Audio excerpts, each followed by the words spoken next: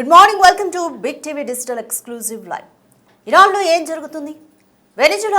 వెనిజులాని target చేసినట్టుగానే America Iran కూడా target చేయబోతుందా అంటే అవుననే చెప్పాలి. ఎందుకంటే ప్రస్తుతం ఇరాన్లో నెలకొన్న పరిస్థితులు చూస్తుంటే నిరసనకారుల్ని ఉక్కుపాదంతో అణిచివేసే విధంగా చర్యలైతే ఇరాన్ ప్రభుత్వం చేపడుతోంది. ఇప్పటికే 530 మంది నిరసనకారులను నిర్దాక్షిణ్యంగా చంపేసింది. 10,000 మందికి పైగా అరెస్ట్ చేసింది. చాలా మంది వరకు గాయపడ్డారు. ఆసుపత్రుల్లో చికిత్స పొందుతున్నారు. కుటుంబాలు చిన్నాభిన్నమైపోతున్నాయి. ఇరాన్లో తీవ్రమైన ఆర్థిక సంక్షోభం నేపథ్యంలో ఇరాన్లో నిరసన పెరుగుతోంది. ప్రజలంతా కూడా స్వచ్ఛందంగా రోడ్డు మీదకు వచ్చి ఖమేనీకి వ్యతిరేకంగా నినాదాలు చేస్తున్నారు. అయితే నిరసనకారులపైన సైన్యం ఉక్కుపాదం మోపుతోంది. 10,000 మందికి పైగా అరెస్ట్ చేసింది. 500 మందికి పైగా నిర్దాక్షిణ్యంగా కాల్చి చంపింది. తమపై దాడి చేస్తే అయితే అమెరికాకు ఈ నేపథ్యంలోనే ఇరాన్ మరోపక్క వార్నింగ్ కూడా ఇస్తుంది. తమపై గినక దాడి చేస్తే మేము ఇజ్రాయెల్నే టార్గెట్ చేస్తామంటూ ఇరాన్ అమెరికాను హెచ్చరిస్తోంది. ఆందోళనకారులను ఉగ్రవాదులుగా పోల్చాడు ఇరాన్ అధ్యక్షుడు. సమాజాన్ని నాశనం చేసేందుకు అమెరికానే ఈ కుట్ర పన్నినట్లుగా ఆయన అభివర్ణిస్తున్నారు. ఇరాన్ అధ్యక్షుడు మసూద్ పెజెష్కియాన్ ఈ వ్యాఖ్యలు చేశారు. ఇరాన్పై సైనిక చర్య అవకాశాన్ని తీవ్రంగా పరిగణిస్తోంది అమెరికా. ఈ క్రమంలోనే ఇరాన్ అమెరికా మధ్య ఒక యుద్ధ వాతావరణమే నెలకొంది. ఆందోళనకారులకు ఏమైనా జరిగితే ఊరుకోమంటూ అమెరికా ఇరాన్ని హెచ్చరిస్తోంది. ఈ క్రమంలోనే సైనిక బలగాలను ట్రంప్ మోహరిస్తున్నారు. ఇప్పటికే దుబాయ్కి చేరుకున్నట్టుగా తెలుస్తోంది యుద్ధ విమానాలు. వైట్ హౌస్ నుంచి డొనాల్డ్ ట్రంప్ స్పందించారు. సైనిక దాడుల్ని కూడా మేము పరిశీలిస్తున్నాం అన్నట్టుగా ట్రంప్ అయితే వెల్లడించారు. సో ఈ నేపథ్యంలో ఇరాన్ని కూడా అమెరికా వశం చేసుకుంటుందా? ఏమవుతుందో చూడాలి. ఎందుకంటే ఇరాన్ ప్రజల మద్దతు కూడా అమెరికా వైపే ఉంది. ఖమేనీ ప్రభుత్వం కుప్పకూలిపోవాలని అక్కడ ప్రతి ఒక్క ఇరాన్ పౌరుడు ఆశిస్తున్నాడు. ఈ క్రమంలో ఖమేనీ ఇంకా సిచ్యువేషన్ని కాంప్లికేట్ చేసుకుంటున్నాడా? అమెరికాతో తలపడలేక ఇజ్రాయెల్ని టార్గెట్ చేస్తామంటూ అమెరికాని హెచ్చరిస్తున్నాడా?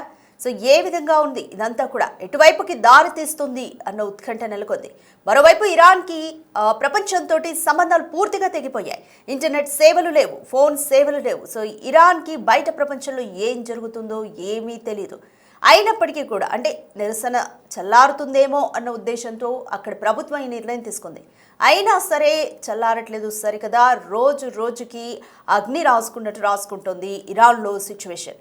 అక్కడ ప్రజలంతా అంటే మిడ్ మంత్ ఆఫ్ డిసెంబర్లో చెలరేగిన ఈ అల్లర్లు ఇంకా ఆగడం లేదు. ఇరాన్ ప్రజలందరూ కూడా స్వచ్ఛందంగా రోడ్ల మీదకి వచ్చి అక్కడ పెరిగిన తీవ్రమైన ఆర్థిక సంక్షోభానికి వ్యతిరేకంగా నినాదాలు చేస్తున్నారు. ప్రభుత్వం కూడా నిరసనకారులపైన ఉక్కుపాదం మోపుతోంది. మొన్నటికి మొన్న 300 మందిని నిర్దాక్షిణ్యంగా కాల్చి చంపింది. ఇప్పుడు ఆ సంఖ్య 530కి పైగా పెరిగింది. 10,000 మందికి పైగా అరెస్ట్ చేసి ఇరాన్ జైళ్లలోకి పంపించింది ఇరాన్ సర్కార్. నిరసనకారులపైన ఉక్కుపాదం మోపుతుంది. అయితే ఇదంతా కూడా అమెరికానే చేస్తోంది. ఇదంతా ఉగ్రవాదుల చర్య.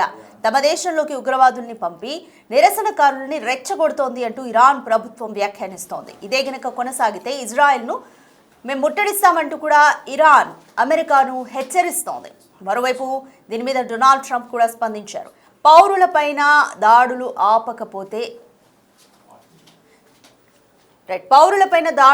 ఆపకపోతే యుద్ధానికి దిగుతామంటూ డొనాల్డ్ ట్రంప్ కూడా ఇరాన్ సర్కార్ని హెచ్చరిస్తున్నారు.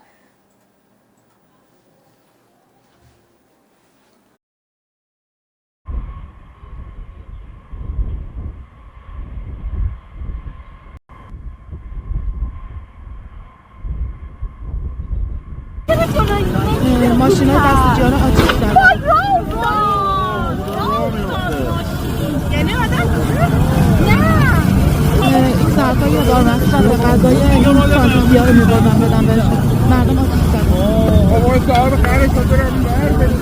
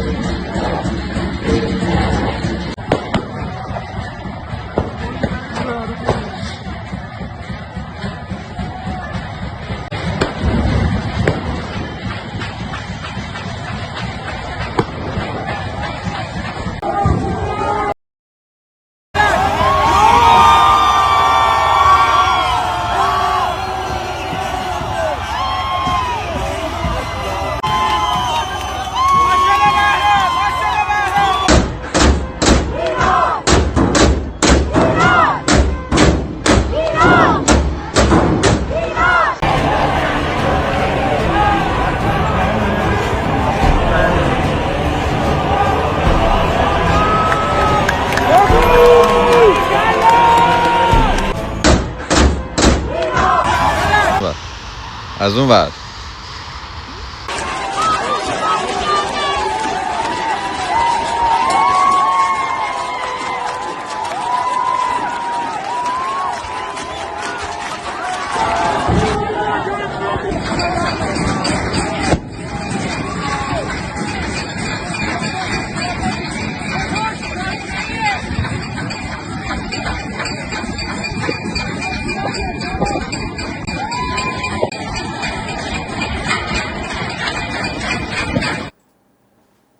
రైట్, వెనిజులాను టార్గెట్ చేసినట్టే అమెరికా ఇరాన్ని కూడా దాడి చేసి ఆక్యుపై చేస్తుందా? సో సిచ్యువేషన్ ఏ విధంగా ఉంటుంది? మోర్ డీటెయిల్స్ మా ప్రతినిధి శివాని అడిగి తెలుసుకుందాం.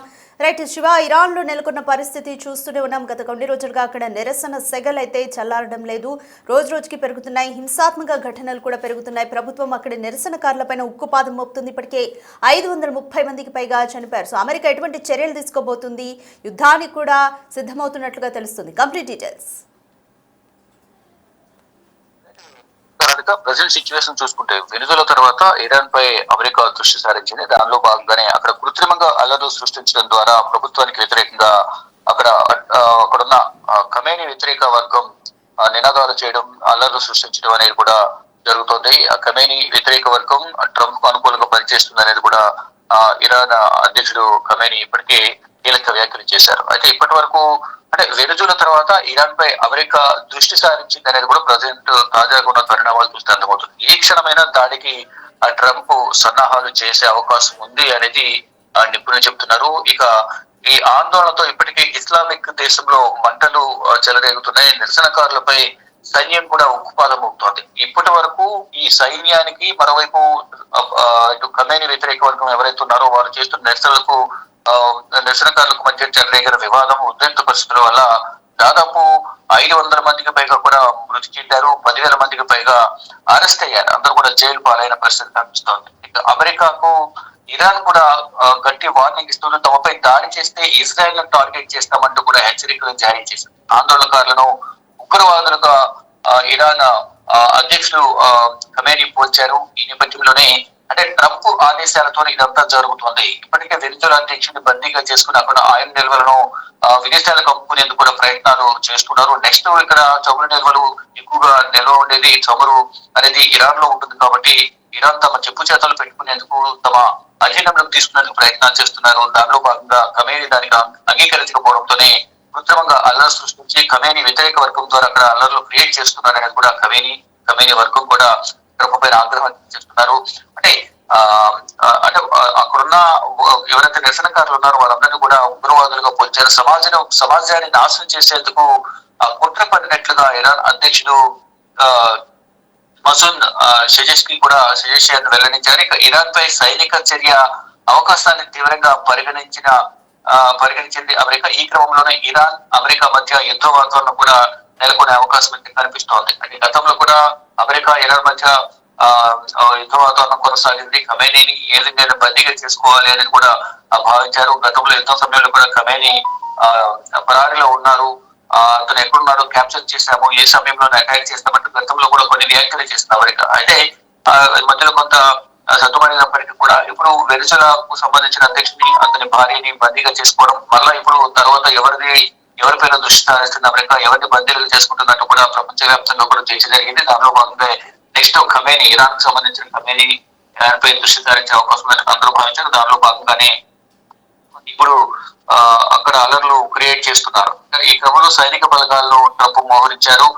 ఇప్పటికే యుద్ధ విమానాలను కూడా దుబాయ్ కు చేరుకున్నట్లు కూడా సమాచారం అయితే అందుతుంది. ఇక వైట్ హౌస్ నుంచి డొనాల్డ్ ట్రంప్ స్పందించారు. ఇక సైనిక దాడులను పరిశీలిస్తున్నట్లు కూడా ఆయన వెల్లడించారు. అంటే సైనిక దాడులకు దిగితే ఇరాన్ కు ఇంకా భారీగా ఆస్తి ప్రాణ నష్టాలు జరిగే అవకాశం అయితే కనిపిస్తోంది. కానీ దీనికి సంబంధించి కొంతమంది వ్యతిరేకిస్తున్నప్పటికీ ఇప్పటికే ఒక దేశాధినేతను వెనుజులా అధ్యక్షుని బందీగా చేసుకోవడం పట్ల కూడా ఇటీవల అమెరికాలో మేయర్గా ఎన్నికైన వ్యక్తి కూడా రోడ్లపైకి వచ్చి ట్రంప్ కు వ్యతిరేకంగా నిరసన వ్యక్తం చేస్తున్నారు. అంటే ఒక దేశ అధ్యక్షుడిని దాడి చేసి తీసుకురావడం అనేది ఎంతవరకు కరెక్ట్, నియంత పాలన కొనసాగుతోందంటూ కూడా ట్రంప్ కు వ్యతిరేకంగా నినాదాలు చేస్తారు. ఇప్పుడు కూడా ఇటు ఇరాన్ పై కూడా అటాక్ చేసేందుకు ప్రయత్నాలు చేస్తున్నారు సైనిక దాడి. అది ఇప్పటికే అలర్లు క్రియేట్ అవుతున్నాయి, అలర్లు జరుగుతూ ఉన్నాయి. ఈ దారిలో సామాన్య ప్రజలు చనిపోతూ ఉన్నారు. వీరంతా కూడా ట్రంప్ కు అనుకూలంగా వారంతా మద్దతు తెలుపుతూ నిరసన తెలియజేస్తున్నారంటూ కూడా ఇటు ఇరాన్ అధ్యక్షుడు అలాగే మరోవైపు దీనికి సంబంధించిన ప్రధాని కూడా కీలక వ్యాఖ్యలు చేస్తూ ఉన్నారు. భవిష్యత్తులో ఏం జరుగుతుంది అనేది కూడా వేచి చూడాల్సి ఉంది. Right, thank you Shiva.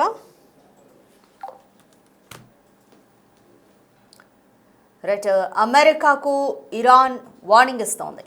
మాపైన దాడులు ఆపకపోతే ఇజ్రాయెల్ను ముట్టడిస్తామంటూ ఇరాన్ అమెరికాకు వార్నింగ్ ఇస్తుంది. మరోవైపు అమెరికా నుంచి డొనాల్డ్ ట్రంప్ ఇరాన్కు వార్నింగ్ ఇస్తున్నారు. నిరసనకారులపై ఉక్కుపాదం మోపడం ఆపకపోతే యుద్ధానికి దిగుతాము అంటూ వెనిజులాకు పట్టిన గతే పడుతుంది అంటూ కూడా అమెరికా హెచ్చరిస్తోంది. రైట్, అసలు ట్రంప్ ఏమన్నారో చూద్దాం.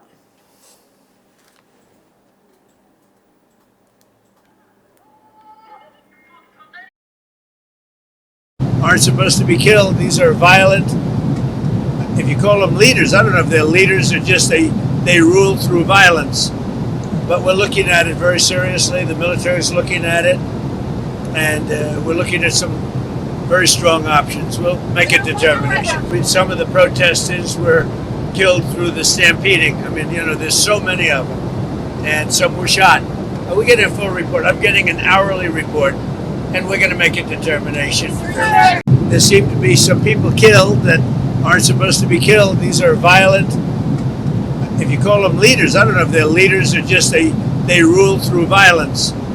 But we're looking at it very seriously. The military is looking at it, and we're looking at some very strong options. We'll make a determination. Some of the protesters were killed through the stampeding. I mean, there's so many of them, and some were shot. We get a full report. I'm getting an hourly report, and we're going to make it. మొత్తానికి ఇరాన్లో చెలరేగిన ఆర్థిక సంక్షోభ నిరసనలు ఎక్కడికి దారితీస్తాయి అన్న ఉత్కంఠ అయితే నెలకొంది. వెనిజులాని టార్గెట్ చేసినట్టుగానే అమెరికా ఇరాన్ని కూడా టార్గెట్ చేస్తుందా అవునన్న ప్రశ్న అయితే వినబడుతోంది. ఇప్పటికే డొనాల్డ్ ట్రంప్ యుద్ధానికి కూడా సిద్ధమైనట్లు తెలుస్తోంది. యుద్ధ విమానాలు దుబాయ్కి చేరుకున్నట్లు తెలుస్తోంది. అయితే ఈ నేపథ్యంలోనే ఇరాన్ అమెరికాకు వార్నింగ్ ఇస్తోంది. ఒకవేళ మా మీద దాడులు ఆపకపోతే దాడులకు యత్నించినా కూడా మేము ఇజ్రాయెల్ని ముట్టడిస్తామంటూ ఇరాన్ అమెరికాకు వార్నింగ్ ఇస్తోంది. మరోవైపు నిరసనకారులపైన ఇరాన్ ప్రభుత్వం ఉక్కు పాదం మోపుతోంది. సొంత ప్రజల్ని చంపుకుంటూనే దీనికి అమెరికానే కారణం అంటూ కూడా ఇరాన్ సర్కార్ వ్యాఖ్యానించడం కూడా అక్కడ ఇంకా తీవ్ర నిరసనలకు దారితీస్తోంది. మొత్తానికి ఇరాన్లో నెలకొన్న ఆర్థిక సంక్షోభం ఎటువైపుకి దారితీస్తుంది అన్న ఉత్కంఠ నెలకొంది.